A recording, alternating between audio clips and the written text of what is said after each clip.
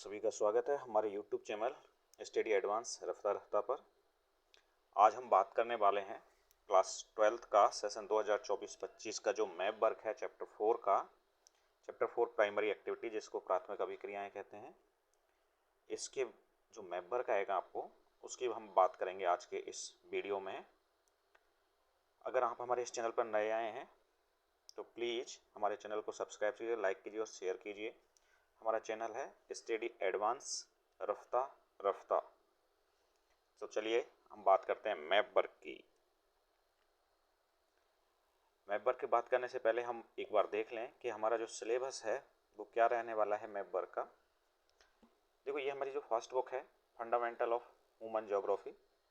इसमें कुछ map items आपको आइडेंटिफिकेशन करने हैं, आउटलाइन जो होंगी उनको वर्ल्ड मैप में। देखो, हमारा चैप्टर 4 था human geography nature and scope. इसमें से कोई भी मैप वर्क हमारा नहीं है। चैप्टर 2 है हमारा the world population distribution density and growth. इसमें भी हमारा कोई मैप वर्क नहीं है। चैप्टर 3 है ह्यूमन डेवलपमेंट। इसमें से भी हमारा कोई मैप वर्क नहीं है। अब हम बात करें चैप्टर 4 की। चैप्टर 4 है प्राइमरी एक्टिविटीज़ प्राथमिक अभिक्रियाएँ। इनमें हमारे जो मैप वर्क है यानी मैप से जो क्वेश्चंस आने हैं, जो आउटलाइंस आपको आइडेंटिफाई करनी है वर्ल्ड मैप पे, उनके बारे में बात करेंगे। तो पहला है एरिया सब्सटेंसेज गैदरिंग, यानी कि निर्वहन संग्रहण के क्षेत्र हैं विश्व में वो कौन कौन से हैं। सेकंड है एरिया यानी major area of nomadic herding of the world, यानी वर्ल्ड में कौन कौन सी वो या संसार में कौन कौन सी वो क्षेत्र हैं जहाँ पर चलवासी पाशुचरण देखने को मिलता है या चलवासी पाशुचरण होता है। थर्ड है major area of commercial livestock, जहाँ पर वाणिज्यिक पशुपालन किया जाता है विश्व में वो कौन कौन से एरिया हैं उनके बारे में बात करेंगे। फिर फोर्थ है major area of extensive commercial grain farming, जहाँ पर वाणिज्य अनाज कृषि कहाँ कहाँ पर की जाती है। पांचवा है major area of mixed farming, यानी कहाँ कहाँ पर मिश्रित कृषि की जाती है विश्व में। तो ये था हमारा सिलेबस चैप्टर 4 का, जहाँ से आपको मैप वर्क देखने को मिलेगा और जहाँ से मैप वर्क के आपके क्वेश्चंस आएंगे जो आपको वर्ल्ड मैप में जो आउटलाइन है उनको आपको फिल करना होगा उनके मैप में। क्लियर? देखो, ये है हमारा सबस्टेशन गैदरिंग यानी निर्वहन संग्रहण के क्षेत्र वाला जो टॉपिक है वो, यानी मैप में हमें शो करना है कि वो कौन से एरिया हैं, यानी major area of subsistence gathering, यानी विश्व के वो कौन कौन से प्रमुख क्षेत्र हैं जहाँ पर निर्वहन संग्रहण किया जाता है। अच्छा, इसको फिल करने से पहले या समझने से पहले एक बार देख लें हम वर्ल्ड मैप के बारे में कि वर्ल्ड मैप क्या है, कैसे क्या होता है। देखो ये 0 डिग्री लैटिट्यूड है, ये वाला जो विश्व को दो भागों में डिवाइड करता है। जब हम ऊपर की ओर जाते हैं तो इसको हम नॉर्थ हेमिस्फीयर कहते हैं और नीचे की ओर है इसको हम साउथ हेमिस्फीयर कहते हैं। यानी ये दक्षिणी गोलार्ध है, ये वाला है ये दक्षिणी गोलार्ध है, इधर का ये पूरा पार्ट है इसको हम दक्षिणी गोलार्ध यानी नॉर्थ हेमिस्फीयर के साउथ हेमिस्फीयर के नाम से जानते हैं। ऊपर वाला है ये भाई पूरा का पूरा क्या है आपका उत्तरी गोलार्ध है, जिसको नॉर्थ हेमिस्फीयर कहते हैं। यानी ये हो गया हमारा उत्तरी गोलार्ध। कौन सा है भाई? उत्तरी गोलार्ध है। और ये हो गया हमारा दक्षिणी गोलार्ध। कौन सा हो गया? दक्षिणी गोलार्ध। तो ये जो 0 डिग्री लैटिट्यूड से जो लाइन जाती है जिसको इक्वेटर कहते हैं, भूमध्य रेखा कहते हैं, ये हमारे वर्ल्ड को दो भागों में डिवाइड करती है। ऊपर वाला भाग कहलाता है आपका उत्तरी गोलार्ध, नीचे वाला भाग कहलाता है आपका दक्षिणी गोलार्ध।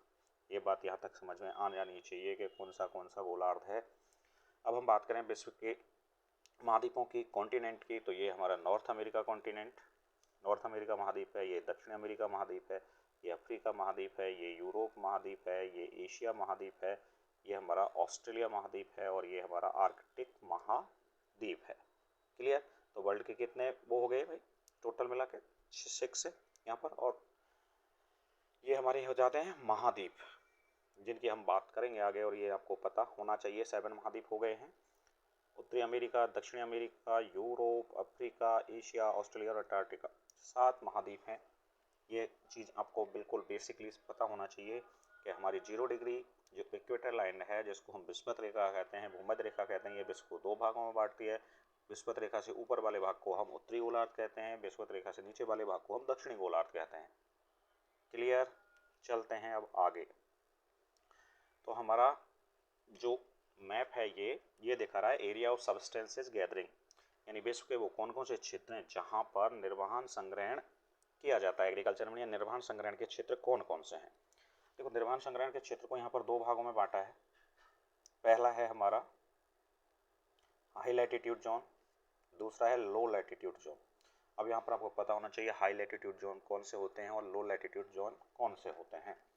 तो जो ज़्यादा ऊंचाई पर हैं, हाई पर हैं, यानी हम मान के चलें कि लगभग 40 डिग्री से ऊपर, चाहे वो नॉर्थ हेमिस्फीयर में हो चाहे वो साउथ हेमिस्फीयर में हो, 40 डिग्री लैटिट्यूड से ऊपर के जो लैटिट्यूड है उनको हम हाई लैटिट्यूड कहते हैं, और उससे नीचे हैं उनको हम लो लैटिट्यूड कहते हैं।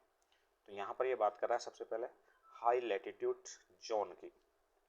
अब हाई लैटिट्यूड जोन में कौन कौन से एरिया हैं जहाँ पर निर्वहन संग्रहण के क्षेत्र हैं या जहाँ पर सब्सटेंसेस गैदरिंग की जाती है। उनमें पहला है नॉर्दर्न कनाडा, दूसरा है नॉर्दर्न यूरेशिया, तीसरा है साउथ सदर्न चिली। यानी नॉर्दर्न कनाडा, नॉर्दर्न यूरेशिया और सदर्न चिली, यानी उत्तरी कनाडा हो गया, उत्तरी यूरेशिया हो गया और दक्षिणी चिली हो गई। तो इनकी वन बाई वन बात करते हैं। सबसे पहले हम बात कर रहे हैं नॉर्दर्न कनाडा की, यानी उत्तरी कनाडा कहाँ पर है। तो ये है हमारा कनाडा, ये वाला एरिया है पूरा कनाडा। अब यहाँ पर सब्सटेंसेस गैदरिंग जो की जाती है वो ये जो डार्क पार्ट है ये वाला भाग, यहाँ पर निर्वहन संग्रहण के क्षेत्र हैं, और इसी को कहते हैं हम इसी को कहते हैं नॉर्दर्न कनाडा यानी उत्तरी कनाडा। कौन सा एरिया भाई? उत्तरी कनाडा के नाम से जानते हैं। ये वाला भाग है जहाँ पर निर्वहन संग्रहण का क्षेत्र है, इसमें सब्सटेंसेस गैदरिंग की जाती है। सेकेंड पार्ट की बात करें तो सेकेंड है नॉर्दर्न यूरेशिया यानी उत्तरी यूरेशिया। अब यूरेशिया की हम बात करें तो यूरोप और एशिया दोनों को मिलाकर हम कहते हैं यूरेशिया। ये वाला भाग है ये क्या कहलाता है? पूरा यूरेशिया कहलाता है। अब इसमें कौन सी वो जगह है जहाँ पर सब्सटेंसेस गैदरिंग देखने को मिलती है? तो ये जो डार्क पार्ट है ये वाला, देखो हाई लैटिट्यूड पर है, नॉर्थ में है तो नॉर्दर्न हो गया। तो ये है उत्तरी यूरेशिया जहाँ पर सब्सटेंसेस या निर्वहन संग्रहण के क्षेत्र देखने को मिलते हैं या जहाँ पर सब्सटेंसेस गैदरिंग की जाती है। तो ये है हमारा उत्तरी यूरेशिया, उत्तरी यूरेशिया जहाँ पर सब्सटेंसेस गैदरिंग देखने को मिलती है। क्लियर? तीसरा है सदर्न चिली। चिली की हम बात करें तो ये वाला जो भाग है, जो कॉर्नर है, ये है हमारा चिली। अब इसने चिली में भी बात की है सदर्न की यानी दक्षिणी चिली। तो दक्षिण चिली की अगर हम बात करें तो ये वाला जो पार्ट है हमारा ये कहलाता है हमारा दक्षिण चिली। ये वाला भाग है यहाँ पर हाई लैटिट्यूड पर, ये है सदर्न चिली जहाँ पर सब्सटेंसेस गैदरिंग देखने को हमें मिलती है। क्लियर? यानी ये हो गया दक्षिणी चिली, दक्षिण चिली जहाँ पर सब्सटेंसेस गैदरिंग देखने को मिलती है। अब ये तीनों, चाहे वो उत्तरी कनाडा है ये वाला भाग, चाहे वो उत्तरी यूरेशिया है ये पार्ट, चाहे वो दक्षिण चिली है, तीनों के तीनों पार्ट कहाँ है? हाई लैटिट्यूड पर है जहाँ पर सब्सटेंसेस गैदरिंग हमें देखने को मिलती है। सेकंड वाला जो पार्ट है वो है लो लैटिट्यूड। अब लो लैटिट्यूड पर कहाँ कहाँ पर सब्सटेंसेस गैदरिंग या निर्वहन संग्रहण के क्षेत्र में देखने को मिलते हैं? तो इसको भी कितने भागों में बांटा है? 3 भागों में है। अमेजन के बेसिन है, ट्रॉपिकल अफ्रीका है, नदर्न ऑस्ट्रेलिया का वाला पार्ट है, और इसके अलावा interior parts of the southern Asia है। तो 4 पार्ट हो गए लो लैटिट्यूड पर। अब लो लैटिट्यूड 40 डिग्री से नीचे वाले जो क्षेत्र हैं, 40 डिग्री लैटिट्यूड से नीचे वाले क्षेत्र हैं, वो सारे के सारे क्या कहलाते हैं? लो लैटिट्यूड कहलाते हैं। तो इसमें लो लैटिट्यूड में पहला है हमारा अमेजन के बेसिन। अब अमेजन के बेसिन है वो अमेजन नदी है, कहाँ पर बहती है? दक्षिणी अमेरिका में।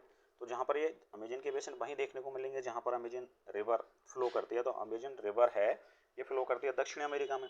तो दक्षिण अमेरिका में जहाँ जहाँ ये फ्लो करती है वहाँ पर ये अपना बेसिन बनाती है। तो वहाँ पर का जो क्षेत्र है पूरा वो क्या कहलाता है? सब्सटेंसेस गैदरिंग के अंतर्गत आता है। वो कौन सा एरिया है? ये वाला जो एरिया है दक्षिण अमेरिका में, ये अमेजन के बेसिन है। एक रिवर है अमेजन जो इस तरह से निकलती है। अब ये जिस एरिया में होकर जा रही है वहाँ पर ये क्या बनाती है? अपने बेसिन बनाती है। तो इनको हम अमेजन के बेसिन के नाम से जानते हैं। अब अमेजन के बेसिन कौन कौन सी कंट्री में बनते हैं? तो बोलीविया है, कुछ एरिया ब्राज़ील का है, कुछ कोलंबिया का एरिया है, कुछ इक्वाडोर का है, कुछ गाना का, पेरू का, वेनेजुएला, तो ये वो कंट्री है जहाँ पर अमेजन नदी के बेसन हमें देखने को मिलते हैं और वहाँ पर जो गैदरिंग होती है वो सबस्टेंसेस गैदरिंग होती है, निर्माण संग्रहण का क्षेत्र वहाँ पर होता है। लो लैटिट्यूड पर है तो देखो ये 0 डिग्री लैटिट्यूड है, तो 0 डिग्री लैटिट्यूड के आसपास का एरिया है तो लो लैटिट्यूड कहलाएगा। तो ये अमेजन के बेसिन है ये वाला भाग जहाँ पर हमें सबस्टेंसेस गैदरिंग देखने को मिलती है। ये पूरा का पूरा जो एरिया है ये क्या है, अमेजन का बेसिन।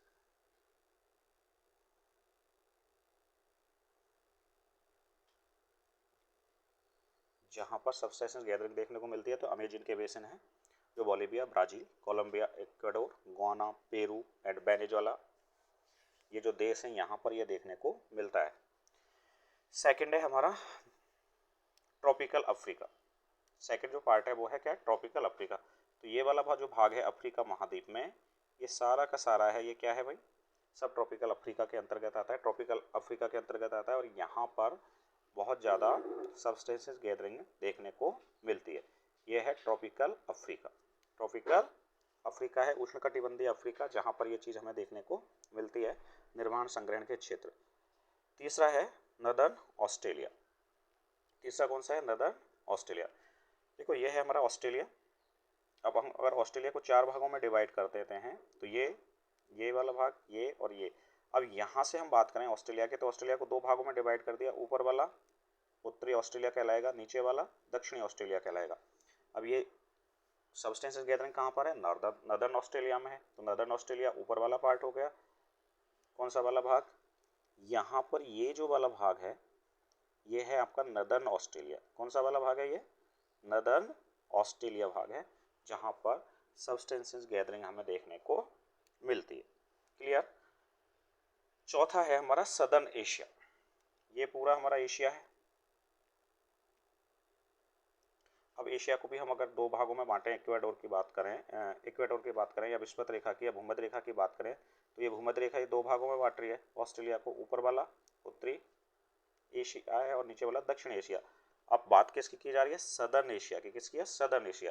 तो सदर्न एशिया भूमध्य रेखा के नीचे होगा, भूमध्य रेखा के नीचे होगा। तो ये वाला जो भाग है पूरा का पूरा ये सदर्न एशिया का है। और यहाँ पर हमें क्या देखने को मिलती है भाई, सबस्टेंसेस गैदरिंग देखने को मिलती है। बात समझ आई होगी। ये है हमारा दक्षिणी एशिया। क्या है ये, दक्षिणी एशिया, जहाँ पर सबस्टेंसेस गैदरिंग देखने को मिलती है, यानी निर्माण संग्रहण के क्षेत्र वो यहाँ पर देखने को हमें मिलते हैं। अब ये बात यहाँ तक समझ में आई होगी। अच्छा, ये चीज़ें आपको तभी याद रहेंगी जब आप वर्ल्ड का पॉलिटिकल मैप लेकर बैठे हुए ब्लैंक, और उसमें इन एरियाज को फिल करोगे तो आपको ये अच्छे से याद रहेंगे और आप इनको भूलोगे भी नहीं। एक बार हम फिर इसको रिकैप कर लेते हैं। हाई लैटिट्यूड में कौन कौन सी क्षेत्र हैं जहाँ पर सबस्टेंसेस गैदरिंग हमें देखने को मिलती है। तो सबस्टेंसेस गैदरिंग पहला है हमारा उत्तरी कनाडा, ये वाला एरिया है। दूसरा है हमारा उत्तरी यूरेशिया, ये वाला क्षेत्र है, ये उत्तरी यूरेशिया में अंतर्गत आ रहा है। फिर सदर्न चिली है, दक्षिणी चिली, ये वाला एरिया।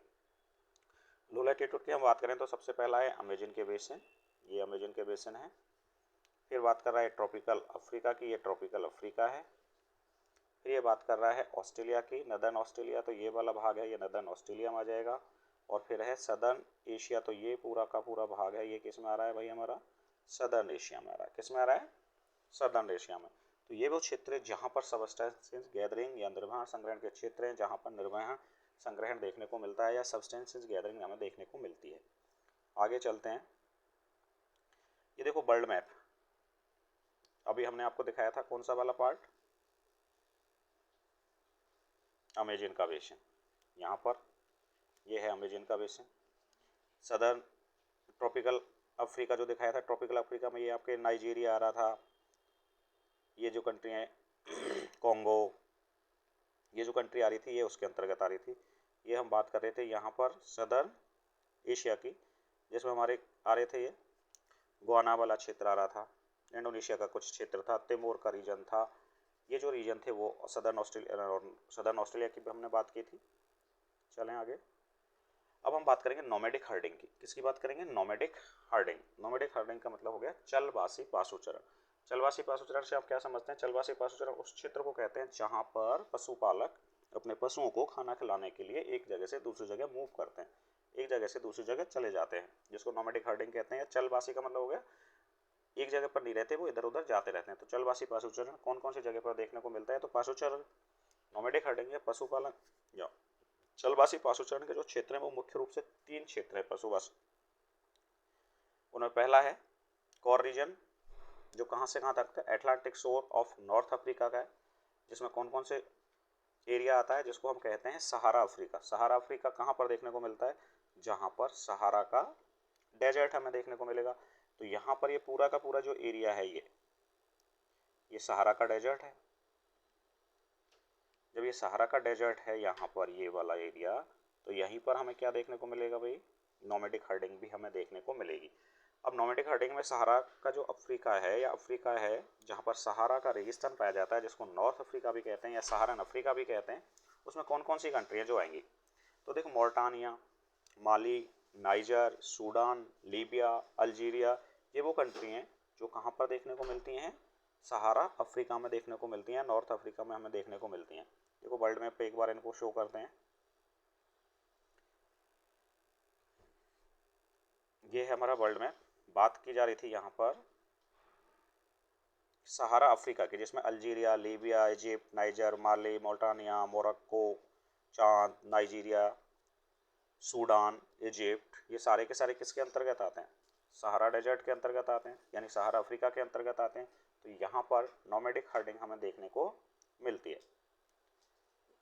तो ये पूरा भाग है ये सहारा अफ्रीका का है, और यहाँ पर नोमैडिक हर्डिंग हमें देखने को मिलती है, यानी जल वासु पाशुचरण का ये क्षेत्र है सहारा अफ्रीका।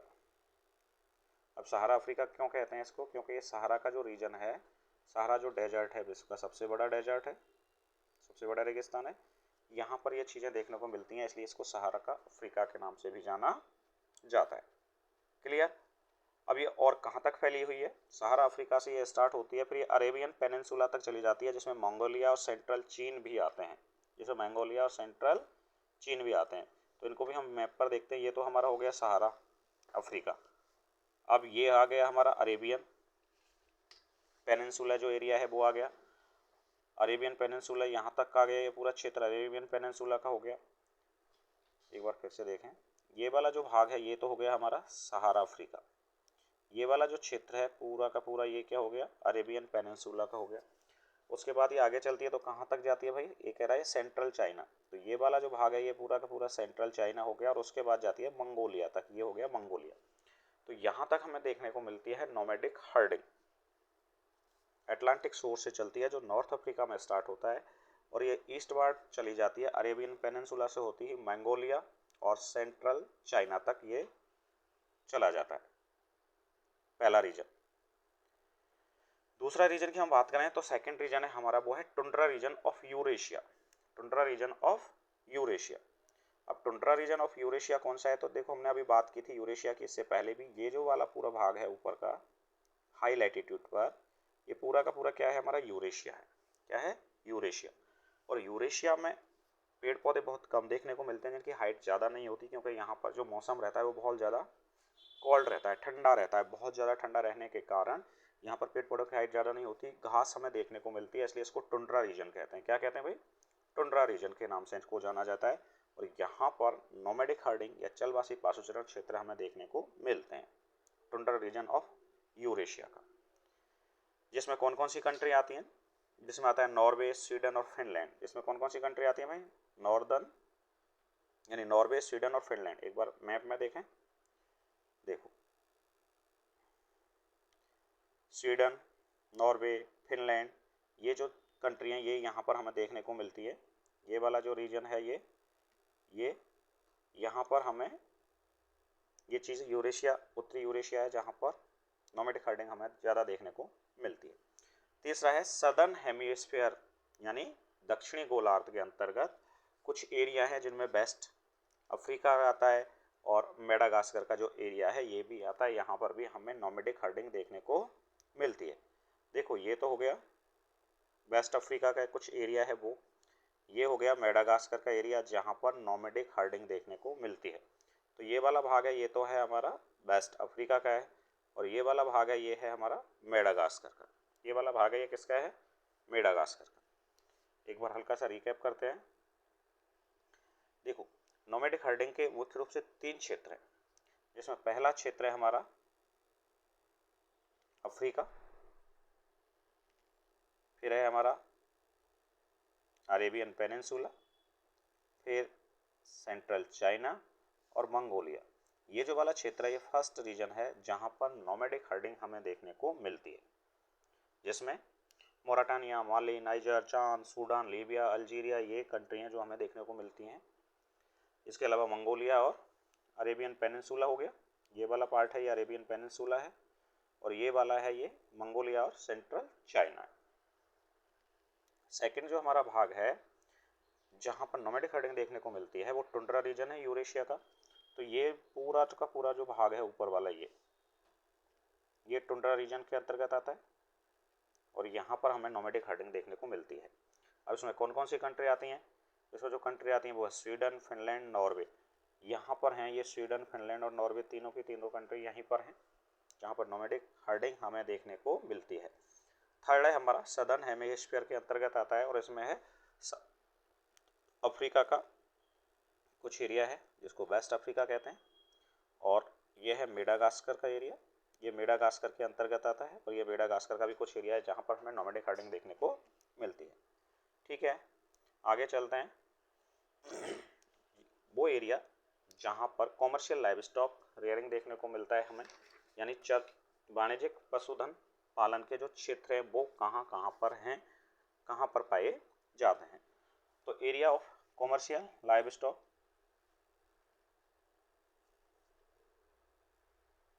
ये हम बात करें तो कौन कौन से क्षेत्र हैं जहाँ पर कॉमर्शियल लाइव स्टॉक देखने को मिलता है, यानी वाणिज्य पशु पालन कहाँ कहाँ पर होता है। ये दिखा भी रखा है, वाणिज्यिक पशुधन पालन के क्षेत्र है वो कहाँ कहाँ पर हैं।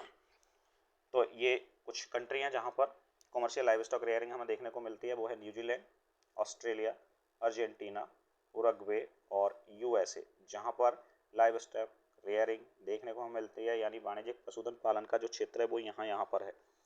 पहला है हमारा area of commercial live stock में पहला जो क्षेत्र है वो है कंट्री है वो है न्यूजीलैंड। कौन सा एरिया है? न्यूजीलैंड का।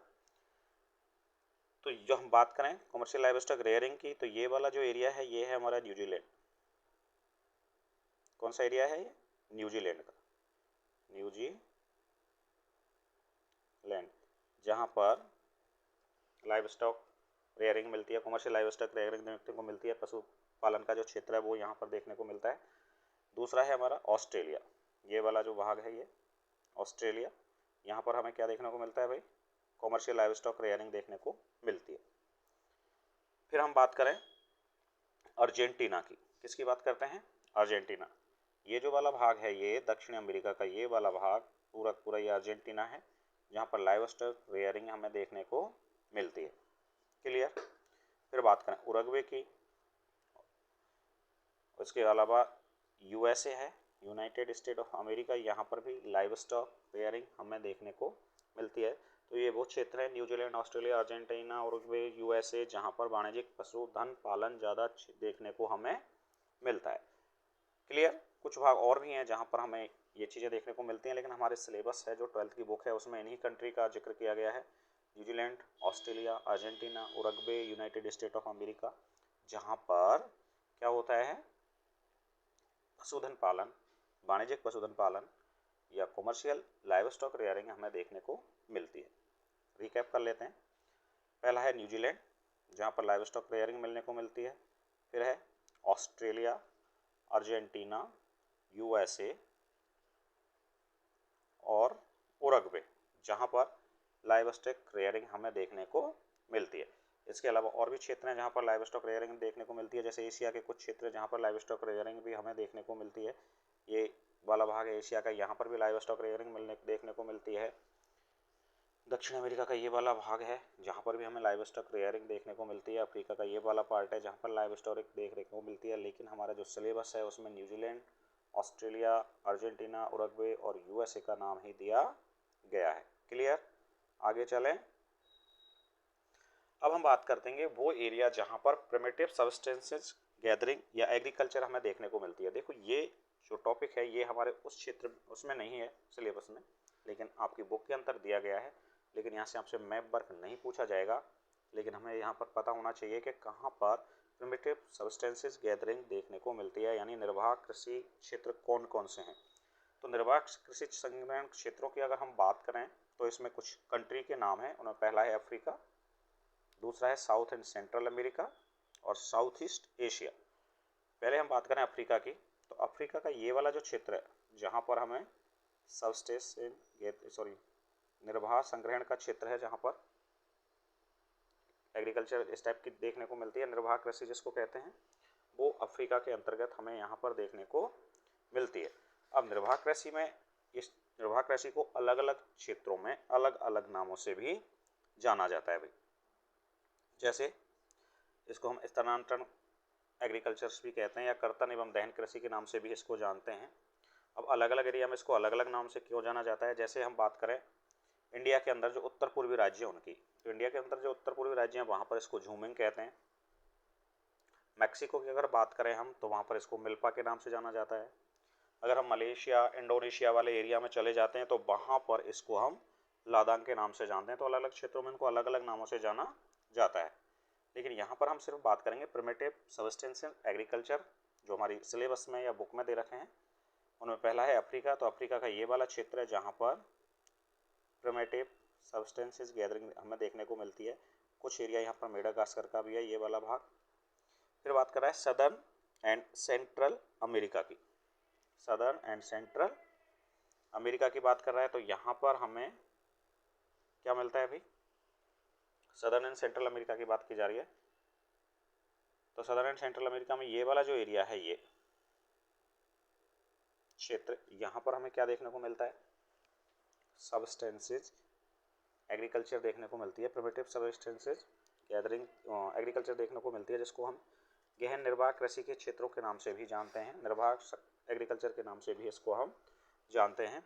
तीसरा है साउथ ईस्ट एशिया, तो ये वाला जो भाग है पूरा का पूरा, यहाँ पर क्या मिलता है, प्रिमिटिव सब्सटेंसेज गैदरिंग एग्रीकल्चर हमें देखने को मिलती है। कहाँ पर, साउथ ईस्ट एशिया।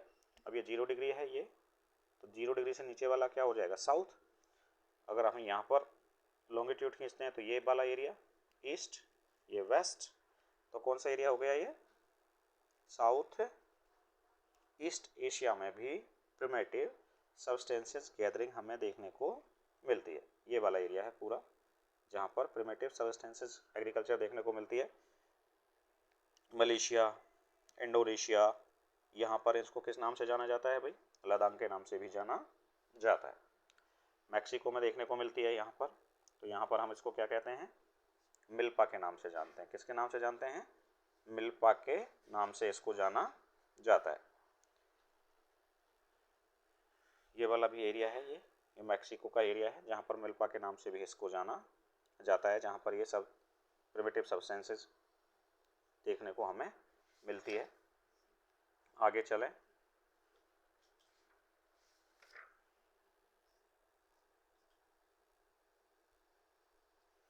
अगला है हमारा वो एरिया जहाँ पर इंटेंसिव सब्सटेंसेस फार्मिंग होती है, यानी कि हम निर्वाह संग्रहण की जो खेती है, सब्सटेंसेस जो एग्रीकल्चर है, इसको 2 भागों में बांटते हैं। एक तो वो क्षेत्र जहाँ पर चावल की खेती बहुत ज़्यादा की जाती है, एक तो वो क्षेत्र जहाँ पर चावल की खेती बहुत ज़्यादा की जाती है, और एक वो क्षेत्र जहाँ पर चावल की खेती के अलावा दूसरी प्रकार की जो खेती की जाती है उसकी बात करें। तो पहले सबसे पहले हम बात करते हैं वो क्षेत्र जहाँ पर चावल की खेती का उत्पादन किया जाता है। जो डार्क पार्ट है दिखाए गए हैं, ये वो क्षेत्र है जहाँ पर चावल की खेती का उत्पादन ज़्यादा किया जाता है। इनमें कौन कौन से वो क्षेत्र हैं जहाँ पर चावल की खेती का ज़्यादा उत्पादन किया जाता है, और वो कौन कौन से क्षेत्र हैं जहाँ पर चावल की खेती के अलावा दूसरी फसलें उगाई जाती हैं।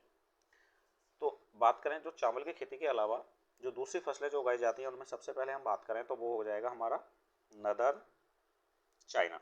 देखो यहाँ पर मैप में दिखा रखा है, जो ज़्यादा डार्क वाल का है वो तो वहाँ पर तो होता है वीट, अदर देन वीट के अलावा, यानी कि राइस की जो क्रॉप है वो डोमिनेंट है। चावल की फसल का उत्पादन ज़्यादा किया जाता है जहाँ पर ये वाला जो पार्ट दिखा रखे हैं जो डार्क पार्ट है। और जहाँ पर चावल की खेती के अलावा दूसरी खेती की जाती है जिसमें मुख्य रूप से गेहूँ, सोयाबीन, सौरपम आदि के जो मैदान खेती की जाती है वो दिखा रखा है लाइट पार्ट्स इससे। तो सबसे पहले हम देख लें जहाँ पर राइस की एग्रीकल्चर की जाती है। तो इंडिया के अंदर भी ये बहुत सारा पार्ट है जहाँ पर राइस की एग्रीकल्चर होती है। ये वाले भाग हैं, यहाँ पर बहुत ज़्यादा राइस का प्रोडक्शन हमें देखने को मिलता है। इंडिया का नॉर्थ ईस्ट स्टेट है, यूपी है। फिर हम चले इधर ये वाली बात करें तो ये हो गया हमारा वेस्टर्न घाट, ईस्टर्न घाट, जहाँ पर चावल का उत्पादन ज़्यादा किया जाता है, और साउथ एशिया में भी चावल का उत्पादन ज़्यादा किया जाता है।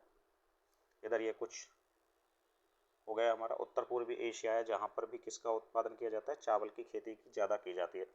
दूसरा है अदर देन पैडी क्रॉप, यानी कि चावल के अलावा जो फसलें दूसरी बोई जाती हैं वो लाइट पार्ट से दिखा रखा है। अगर हम बात करें इंडिया की तो इंडिया का देखो ये वाला भाग है, कौन सा हो गया, उत्तरी भारत। उत्तरी भारत के अलावा मध्य भारत, इसके अंतर्गत यहाँ पर एग्रीकल्चर जो की जाती है, गेहूं का उत्पादन बहुत ज़्यादा मात्रा में किया जाता है। यह हम बात करें भारत के अंदर जो गैंगेटिक प्लेन्स होते हैं, गैंगेटिक प्लेन्स का मतलब हो गया वो जगह जहाँ पर होकर गंगा रिवर का फ्लो हो रहा है। ये तो गंगा के आसपास का जो क्षेत्र है वहाँ पर गेहूं की खेती बहुत ज़्यादा मात्रा में की जाती है, इसलिए इनको कहते हैं गैंगेटिक प्लेन, जहाँ पर मुख्य रूप से मिल्ट ग्रो की जाती है। कहाँ कहाँ पर, वेस्टर्न और सदर्न इंडिया के अंतर्गत। वेस्टर्न ये वाला भाग हो गया जिसमें राजस्थान, हरियाणा, पंजाब, गुजरात का एरिया, उत्तराखंड, ये वाला भाग आता है। फिर बात कर रहा है ये सदर्न के अंतर्गत, इधर चले जाते हैं तो ये मिड इंडिया हो गया जहाँ पर एमपी, और फिर नीचे चले जाते हैं महाराष्ट्र की तरफ, कर्नाटक की तरफ। तो यहाँ पर क्या की जाती है, अदर देन पैडी क्रॉप में मुख्य रूप से की जाती है गेहूं की फसल। इसके अलावा सौरपम की, सोयाबीन, जौ, चना आदि की फसलों को बोया जाता है। लेकिन यहाँ पर हम बात करें वर्ल्ड विश्व की, तो विश्व में कहाँ पर होता है, तो पहला है चावल के अलावा जो फसलें दूसरी उत्पादित की जाती हैं वो है नदर्न चाइना, मैंचूरिया, नॉर्थ कोरिया का रीजन, नॉर्थ जापान। इसके अलावा इंडिया के अंतर्गत वीट होता है मुख्य रूप से, जो कहाँ पर है, western part of the Indo Gangetic plain, वहाँ पर ये फसल हमें देखने को मिलती है। क्लियर। नदर्न चाइना की हम बात करें तो ये वाला एरिया, यहाँ पर ये वाला जो भाग है, ये जो दिखा रखा है, ये यहाँ पर अदर देन क्या, इंटेंसिव सब्सटेंसेस फार्मिंग की जाती है पैडी के अलावा। तो ये थी हमारी इंटेंसिव सब्सटेंसेस फार्मिंग कहाँ कहाँ पर की जाती है वर्ल्ड के अंतर्गत। अब हम बात करें area of extensive commercial grain farming की बात करें, यानी ये जो कहाँ कहाँ पर की जाती है कॉमर्शियल टाइप से, यानी विस्तृत वाणिज्य अनाज कृषि के क्षेत्र कहाँ कहाँ पर हैं, यानी वो कौन कौन से एरिया हैं जहाँ पर एग्रीकल्चर को कॉमर्शियल पर्पज के लिए भी यूज किया जाता है, जिसको हम कहते हैं major area of extensive commercial grain farming. World के अंतर्गत ये कहाँ कहाँ पर देखने को मिलती है, यानी एक्सटेंसिव कॉमर्शियल फार्मिंग हमें कहाँ कहाँ देखने को मिलती है। तो कुछ एरिया हैं जहाँ पर एक्सटेंसिव कॉमर्शियल गेन फार्मिंग यानी विस्तृत वाणिज्य अनाज कृषि के क्षेत्र भी हमें देखने को मिलते हैं। उनमें पहला है यूरेशिया, और यूरेशिया में जो क्षेत्र है वो है स्टेपीज के जो भाग हैं वो ये वाला, यूरोप और एशिया दोनों को मिला के यूरेशिया कहते हैं। अब यूरेशिया के अंतर्गत क्षेत्र है वो है यूरेशिया स्टेपीज। स्टेपीज एक प्रकार की घास के मैदान होते हैं, उन्हें कहा जाता है, बड़े बड़े मैदान होते हैं, उन्हें स्टेपीज के नाम से जानते हैं यूरेशिया में। तो वो क्षेत्र जहाँ पर एक्सटेंसिव कॉमर्शियल गेन फार्मिंग यानी वाणिज्य अनाज कृषि की जाती है बहुत बड़े लेवल पे, उनमें पहला है यूरेशिया स्टेपीज। सेकंड है हमारा कैनेडियन एंड अमेरिका पैरीज, ये कनाडा वाला एरिया हो गया, ये अमेरिका वाला एरिया हो गया। ये जो वाला एरिया है इसको हम कहते हैं द कैनेडियन एंड अमेरिकन पैरीज। पैरीज क्या होते हैं, पैरीज भी वही बड़े बड़े घास के मैदान होते हैं जहाँ पर बहुत बड़ी मात्रा में कृषि का उत्पादन किया जाता है, अनाज का उत्पादन किया जाता है, और उस अनाज को कॉमर्शियल पर्पज के लिए यूज किया जाता है। तो यूरेशिया में जो बड़े मैदान उन्हें स्टेपीज कहते हैं, इसलिए उसको यूरेशियन स्टेपीज कह दिया इस क्षेत्र को। कनाडा और अमेरिका के अंदर जो बड़े बड़े मैदान है घास के, उन्हें पैरीज कहा जाता है, इसलिए इसको कैनेडियन एंड अमेरिकन पैरीज के नाम से जाना जाता है। तीसरा है अर्जेंटीना के अंदर पंपास, ये वाला जो एरिया है ये अर्जेंटीना है। अब अर्जेंटीना में जो बड़े बड़े घास के मैदान होते हैं उन्हें पंपास कहा जाता है। तो ये तीसरा क्षेत्र है the pampas of Argentina. Argentina का वो क्षेत्र जहाँ पर बहुत बड़े बड़े मैदान है, वहाँ पर कॉमर्शियल एग्रीकल्चर की जाती है, जिसको एक्सटेंसिव कॉमर्शियल गेन फार्मिंग कहते हैं। वहाँ पर बड़े बड़े मैदान होते हैं जहाँ पर एग्रीकल्चर की जाती है और उस एग्रीकल्चर का कॉमर्शियल पर्पज के लिए यूज किया जाता है। क्लियर। फिर ये बात कर रहा है साउथ अफ्रीका की। साउथ अफ्रीका में जो घास के बड़े मैदान है उनको बेल्डस कहा जाता है। क्या कहा जाता है? बेल्डस कहा जाता है। तो ये वाला जो भाग है ये साउथ अफ्रीका का है। यहाँ पर भी एक्सटेंसिव कॉमर्शियल गेन फार्मिंग की जाती है। अब यहाँ पर जो बड़े मैदान है उसको बेल्डास कहा जाता है। इसके अलावा ऑस्ट्रेलिया के अंतर्गत भी ये एग्रीकल्चर की जाती है, एक्सटेंसिव कॉमर्शियल गेन फार्मिंग। अब ऑस्ट्रेलिया के अंतर्गत इन एरियाओं को हम डाउन्स कहते हैं। ये वाले भाग है, ये वाले भाग जहाँ पर एक्सटेंसिव कॉमर्शियल गेन फार्मिंग की जाती है, यानी वाणिज्य अनाज कृषि की जाती है, जहाँ पर ऑस्ट्रेलिया के अंतर्गत। और ऑस्ट्रेलिया में इन बड़े घास के मैदानों को हम कहते हैं डाउन्स। फिर है छठा कैंटाबरी प्लेन ऑफ न्यूजीलैंड। अब न्यूजीलैंड के अंदर इन्हीं बड़े बड़े घास के मैदानों को हम कैंटाबरी कहते हैं। तो ये जो वाला एरिया है ये न्यूजीलैंड के अंतर्गत आता है, जहाँ पर एक्सटेंसिव कॉमर्शियल गेन फार्मिंग की जाती है, यानी विस्तृत अनाज कृषि की जाती है, वाणिज्य अनाज कृषि की जाती है बहुत बड़े लेवल पर, इसलिए इसको एक्सटेंसिव कॉमर्शियल गेन फार्मिंग या विस्तृत वाणिज्य अनाज कृषि के नाम से जाना जाता है। और ये हमारे सिलेबस में है 12th के में, और यहाँ से आपसे मैप वर्क पूछा जाता है। एक बार वापस से रिकैप कर लेते हैं।